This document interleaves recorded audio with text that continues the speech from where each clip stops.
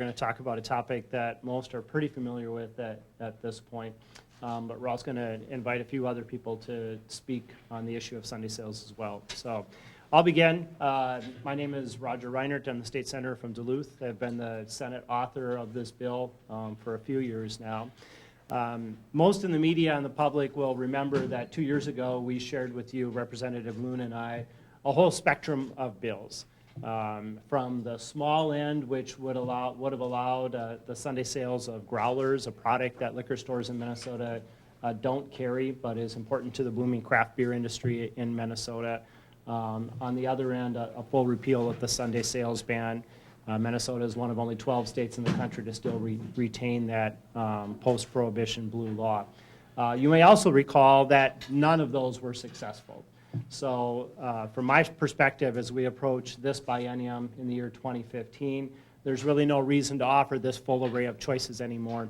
And so we'll be only working on a full repeal of Sunday sales. Representative Loon can speak to her bill, which was already introduced. My bill will be read in the Senate for the first time today, and it's just a straight up full repeal of the Sunday sales ban. And I would just share from my perspective, not only did the full array not go anywhere, we couldn't find any reasonable approach to make any forward progress on this issue 2 years ago. But clearly the public understands the Sunday sales issue. You know, it polls consistently at over 60% in favor of the repeal. The public gets that all this does is allow consumers to make a choice and business owners to make choices about how they operate their business. It's probably the thinnest bill folder I have in my office, and it's probably the shortest bill I will offer this session. It's not complicated. So we're just going to take a straightforward approach this session. And I would add that, you know, coming off an election cycle where this was an issue that people talked about and candidates campaigned on and candidates were surveyed on, I really feel that 2015 is the year to get this done in the Minnesota legislature. We have a governor who has said he will sign the bill. We have a Speaker of the House who is supportive. So we've made significant forward progress. With that, I'll invite my partner in the House, Representative Loon, to make some comments, and she'll introduce our guests that are with us today, and they'll make some comments as well. So thank you.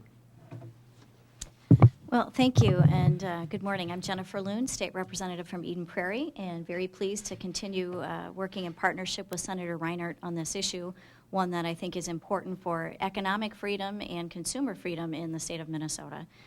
We are one of only 12 states that still ban liquor sales on Sunday, and the time has come for this law to be changed and to be brought into the 21st century.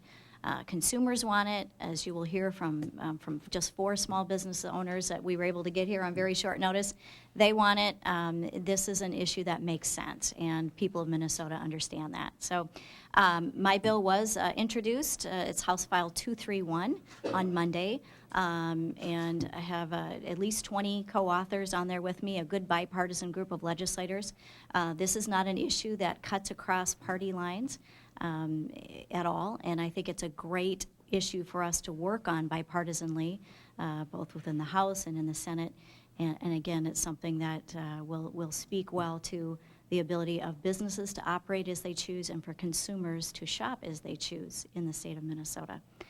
So with that, we'll talk a little bit about where things look after we hear from our business owners this morning. But you know, there's been a familiar refrain from detractors on this issue that liquor store owners don't want this, that this is bad for business. And I think you'll hear some very compelling stories today that there are a large number of liquor store owners who want this change, who want the ability to manage their business and to serve their customers as they know best how to do that. So first with us we'll have Louis Stachis. He is the owner of Merwin Liquors and Ace Spirits, located out of Minneapolis, but he's got stores in other cities as well. And then David Hansen, and David is the Thank you. As I was introduced, I own 4 different stores. Merwin Liquors has 3 chains. It's a value chain of retail stores, and Ace Spirits, which is a craft beer and whiskey boutique. The 2 different brands keep me on sort of in 2 positions on this issue. On the one hand, in the Merwin Liquors side, we would stay open on Sunday. We would like the choice to stay open on Sunday. We feel that it, not only are our customers asking for it, but it would be hugely beneficial for our business. On the A-Spirit side, we would also like to be open on Sunday, but have similar concerns to what other retailers have been raising, and so it would be our choice, in that case, to perhaps remain closed for certain hours during the week to make up for that time. And so what we're asking for is the opportunity to make those business choices to better serve our customers and to, improve our business, and to repeal these sort of antiquated laws.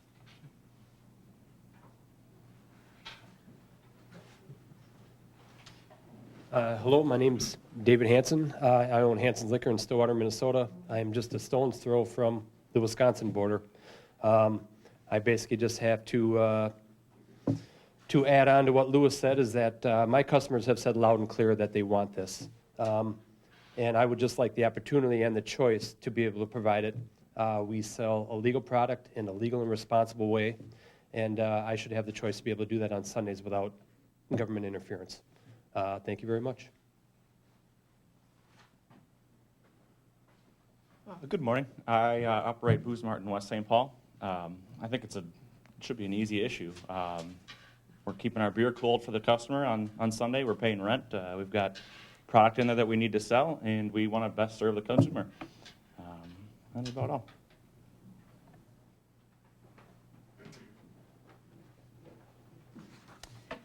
Hello, I'm Tamra Kramer, and I'm the local owner of Vom Fass in the Mall of America. Vom Fass is actually two separate shops, off-sale liquor store and a separate shop for oil, vinegar, and spices. In the liquor store, we sell premium products in pretty little bottles, such as rare whiskeys, unique brandies, and specialty liqueurs. I strongly support the repeal of Sunday liquor sales blue laws for three key reasons. One, my customers want the opportunity to buy products when it's most convenient for them. Secondly, it would generate up to $100,000 in additional sales revenue for me and increase the likelihood that I'll be able to open additional locations. And thirdly, it would create thousands of dollars in additional wages for my current employees. And if I can open more shops, it would mean more new jobs. I want to expand briefly on each point. So my customers are a mix of 50-50 mix or so of visitors and local residents at the Vom Fass Mall of America. On Sundays, while we're working in the oil, vinegar, and spice shop, we see shoppers stop to gaze into the liquor store through the locked door every day, several times a day. And they often come in and ask why we aren't open on that side. And I tell them that unfortunately in Minnesota, shoppers are not able to buy liquor on just any day that's convenient for them. My customers are educated, they're worldly, discerning of quality, and they travel the U.S. and the world through literally and through TV and internet programming, learning the art of fine food and drink appreciation. They are often two-income households who want the option to shop at Vom Fass on Sundays, which is one of the busiest retail shopping days of the week. The second point is really about my business. It's painful for me to see those customers walk away without a purchase because at least half the time, especially if they're visitors, it's a long-term revenue loss for me because they aren't going to extend their trip just to shop at Vom Fass, although sometimes they're tempted to. To my little business, $100,000 is a lot of money, and it could mean the difference between success and failure for me. Sales revenue is also the no-go factor for opening 4 additional locations in Minnesota that I already have franchise licenses for. Thirdly, it's also about jobs. I created 13 new jobs for Minnesotans when I opened the Vom Fass in Mall of America last April. These are full-time and part-time positions for experienced workers that pay significantly more than minimum wage. I also hired 6 seasonal workers for the holidays. Sunday liquor sales means more staff hours and more earnings in my employees' pockets. If I open 4 more locations, it could create up to 50 new positions, including managers, assistant managers, and sales associates. I'm sure that we can all agree that profitable small businesses are important to the economic health of Minnesota, and I appreciate the leadership of our elected officials in creating an environment that supports new industries and businesses, even when it happens to be craft liquor. Our laws should support opportunities for all new businesses, including breweries, distilleries, wineries, and retailers of premium quality spirits. For me, this is about a new kind of customer seeking a different type of experience, one in which they savor little luxuries in life. It's not about a town drunk who doesn't plan well to buy their liquor Monday through Saturday. I would like the right to make the choice that's right for my business. Thanks for the opportunity to share my perspective.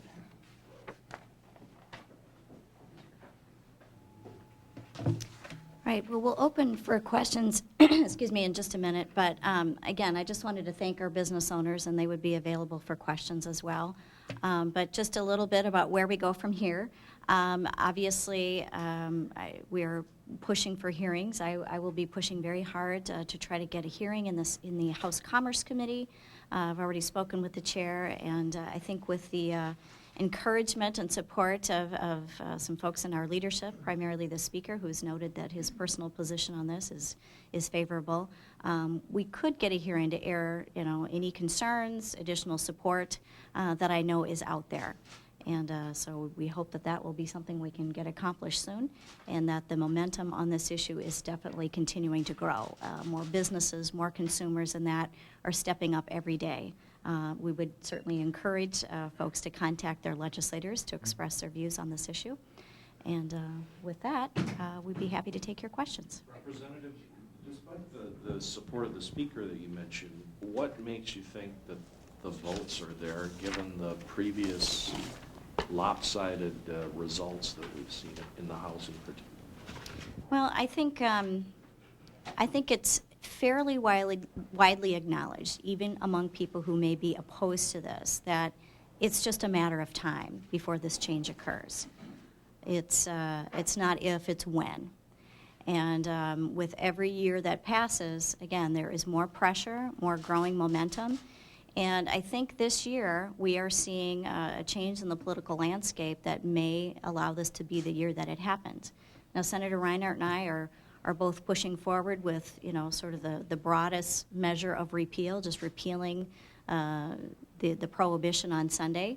I'm realistic enough to know that the legislative process, and as it works its way through, that we may have to make some tweaks to that law. There's been a number of other alternatives introduced, but the point is we need to get a hearing on this issue. We need to have the legislative process be working on this issue. Again, consumers are demanding it, business owners are demanding it, and it's time to do that. Those votes that have happened in the past have generally been an amendment sort of lobbed on the floor during discussion of a liquor bill, and a discussion that could derail other important provisions important to business owners and communities and that on the topic of liquor. So I'd like to see this actually moved separately as a standalone bill, not encompassed in other important issues pertaining to our liquor laws, and really have that open and thorough discussion. Follow-up to that, you have been doing it in small pieces, small amendments, small issues until now. So the strategy is to just go full bore, try and get it done. I mean, just to correct, 2 years ago, we offered a whole spectrum and said to the legislature, we're willing to go small baby steps if that's where the legislature wants to go. We personally believe in full repeal, but here's an entire spectrum. And those with long memories will remember that at least in the Senate, we started out with some reasonable small steps, including the growler sales on Sundays, taproom sales on Sundays, and then, as the process moved forward, those things were removed simply for fear. Considered that they were the crack in the door and that the inevitability of a full repeal was just around the corner. I would concur wholeheartedly with Representative Loon that we're pushing hard to have standalone hearings on a Sunday sales repeal. The public understands it. The public is ready for it. I hear even from people who say, I don't support that, but it's time that there's actually a vote on it. And so the question I continually get more and more as time goes on is, why can't this be on the ballot? Why can't we just vote on it? And I think we're both interested in working through the legislative process rather than punting for some sort of a ballot question. Would growler sales be included the way this bill is currently written? As you said, Absolutely. It's very broad. Yep. I mean, that's part of the approach is instead of piecing things out, let's take care of the craft industry, let's take care of the micro distillers, let's take care of everyone, the store owners who want to have the choice, by just removing the Sunday sales ban. And I think it's always important to restate, nothing in the bill would require anything.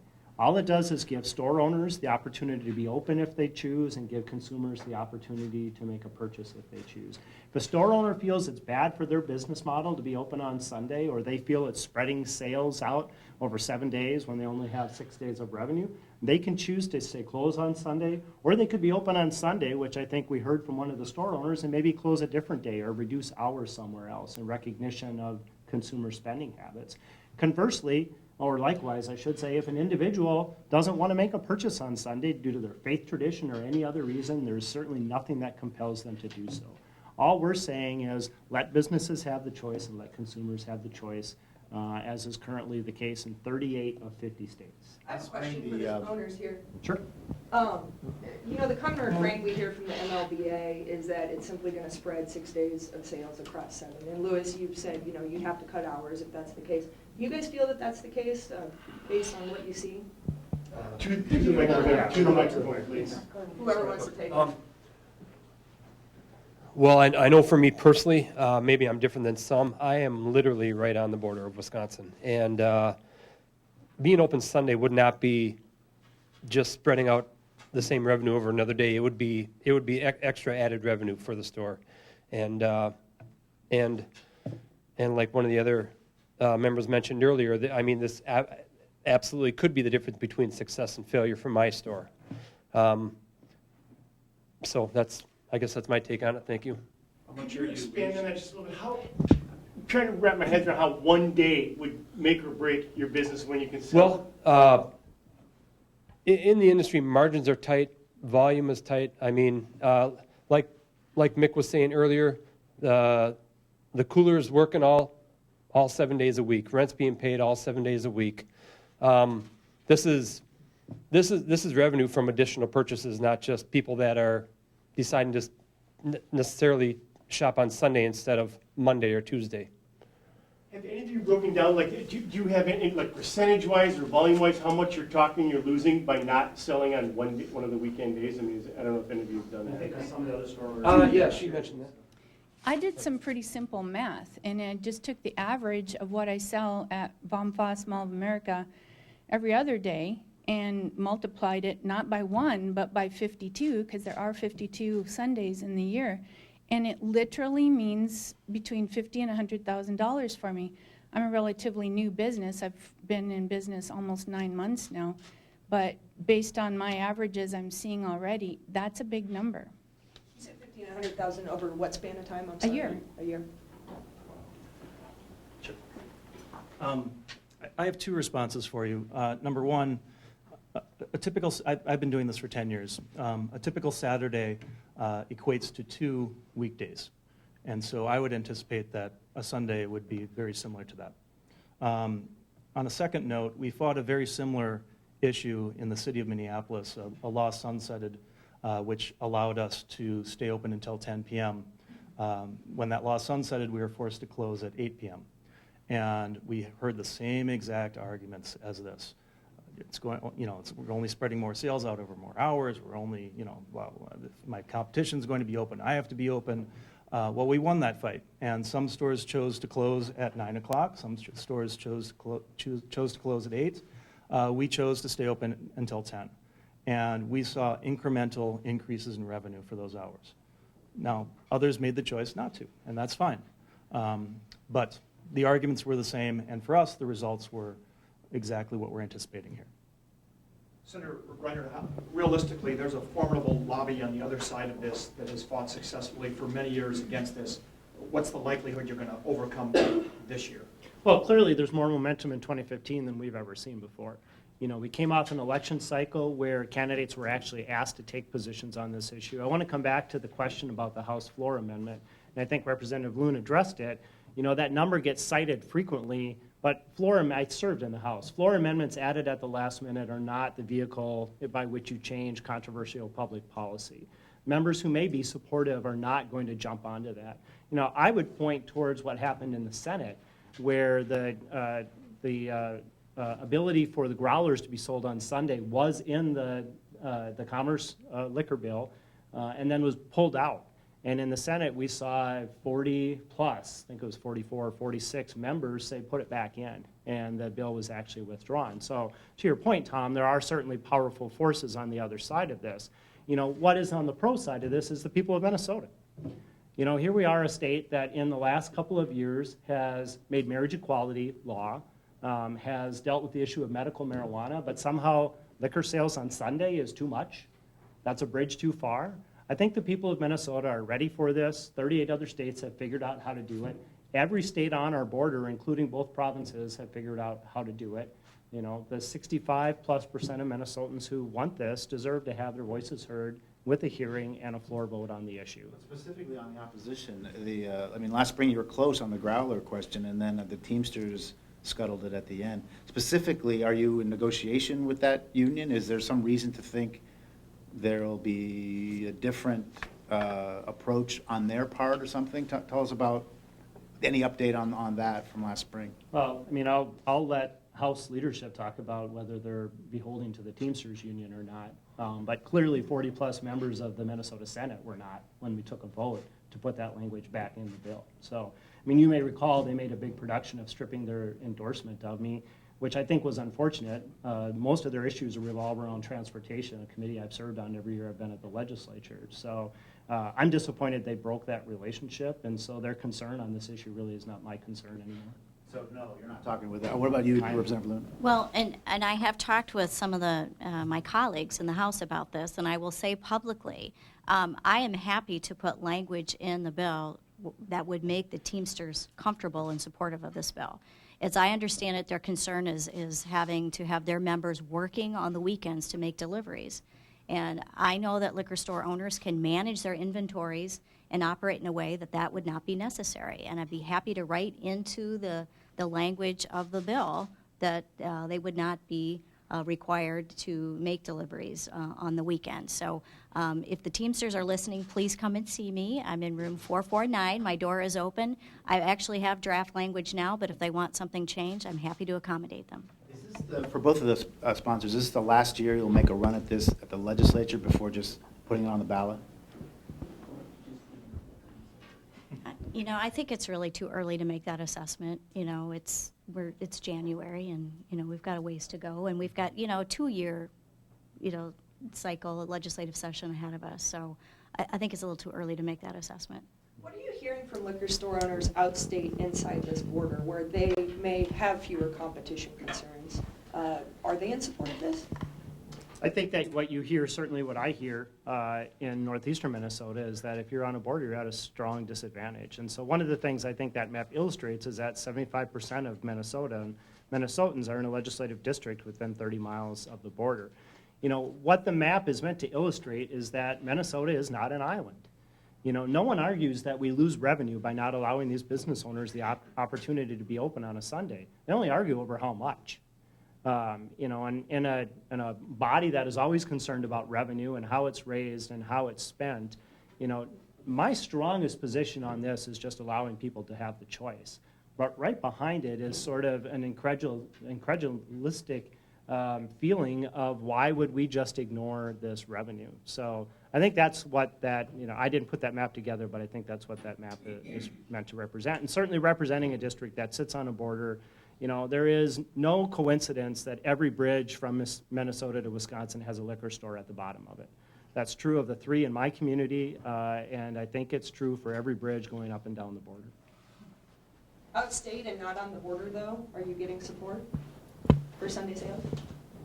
Well, again, we haven't had a hearing to draw forth members, but again, when organizations opposed to this are saying that all their members are lockstep behind them, we know that's not true. There are members of the MLBA standing right here in front of you today.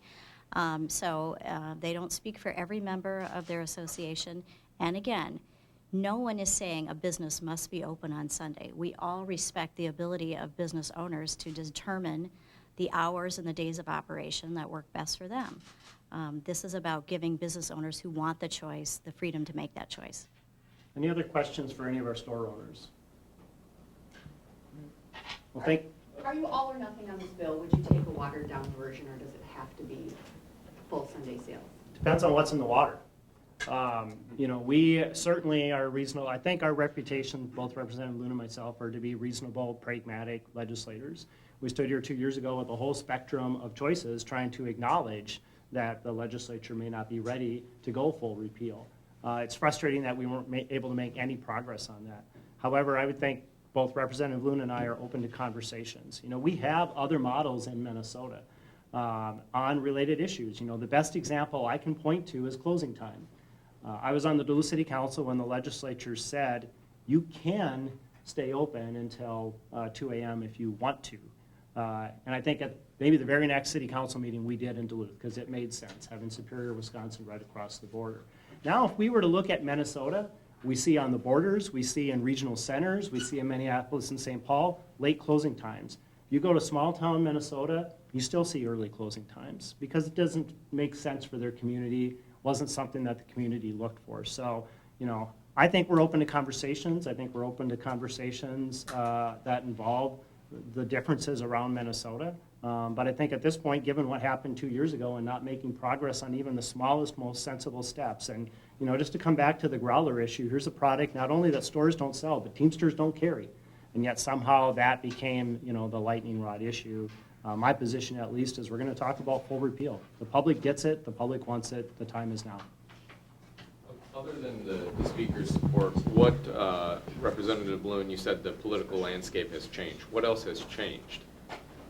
Well, again, I think with, you know, leadership of the House, with the Speaker expressing, you know, support, personal support for the issue, I think that's a big step forward. In the governor, you know, having expressed his support, if, you know, if it gets to his desk, that he would sign it. You know, you've got two very important prongs of the three-legged stool here that has got to come together. But, you know, we're seeing more members publicly declare their support. It was an issue, again, in the campaign that legislators and candidates were asked about. And so more are coming out publicly with their support. And I will tell you, privately and quietly, there's a number of other members who are supportive for this that aren't interested in putting their name out there publicly at this time. So the momentum is definitely there. It's happening. And we just, now is the time to seize that and harness that momentum and move forward. Talk to the Speaker about finding a way to make this happen in the House? I have not had a conversation with him recently, but I will be doing so soon. How about the Senate? Is any budge in your leadership and some of your committee chairs that put the kibosh? And clearly the landscape hasn't changed in the Senate, so the problems that we saw in the past, I would anticipate are still going to be there. However, I think that the change in the House is significant. You know, the potential is there for the House to pass something off the floor and send it over to the Senate. With the governor having said, I will sign the bill, it certainly puts the Senate on the spot. And we've seen in other votes that there are members that want to support this. So, you know, again, I will come back and say this is an easy issue that the public understands. The time is now to have not only committee hearings, but votes on the issue. So let's see that happen in 2015. Thanks, everyone, for coming. I'm sure we'll all be available for some individual questions if you would like. Thank you.